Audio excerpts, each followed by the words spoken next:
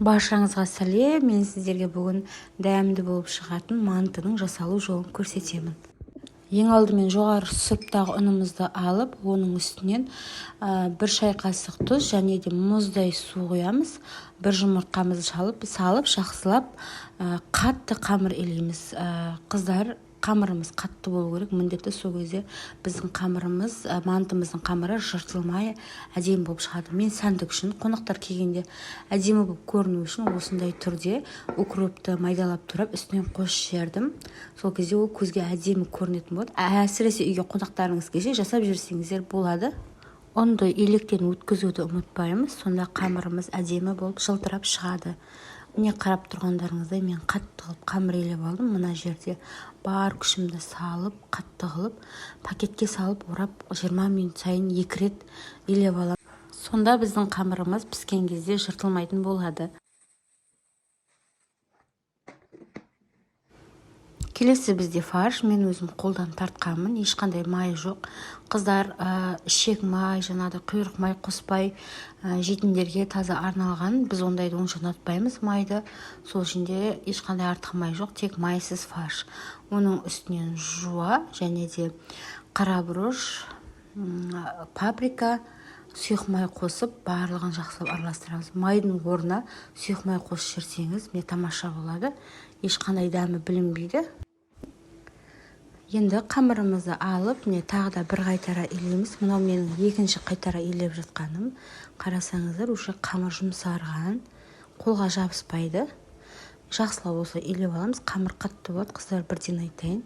Әрқайсысын жасар кезде бөлікке бөліп алып жасайсыздар. Сол кезде сіздерге оңайырақ болады. Міне қарасаңыздар, видеода түсінікті көрсеткенмін. Мен өзім қамырды 4-ке бөліп алдым. Міне осындай кішкентайдан жайдым. Күшімнің жеткеніне қарай.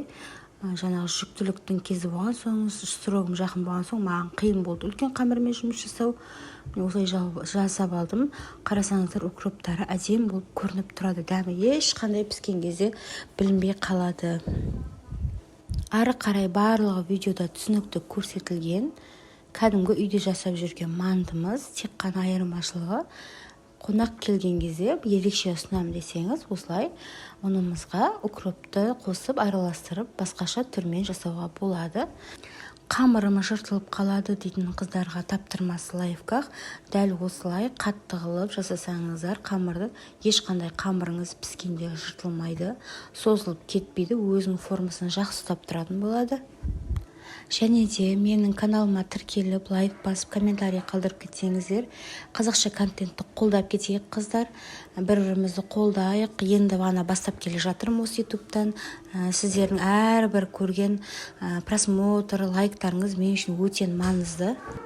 Енді дайын болған мантыларымызды осылай мантабаркеге салып, бетін жақсылап майлап аламыз. Барлығы видеода түсінікті көрсетілген.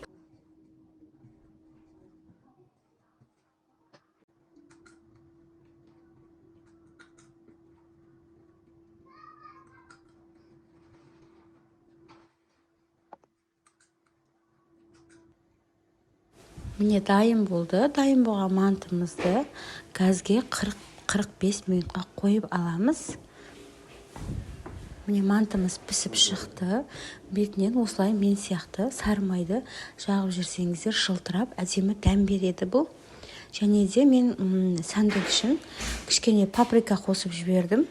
Паприканың бетіне сеуіп жібердім. Ал сіздер өз қалауларыңыз бойынша подлив немесе майонез салып жесеңіздер болады. Жасап көріңіздер, сіздерге ұнайды деген сенімдемін. Ас болсын.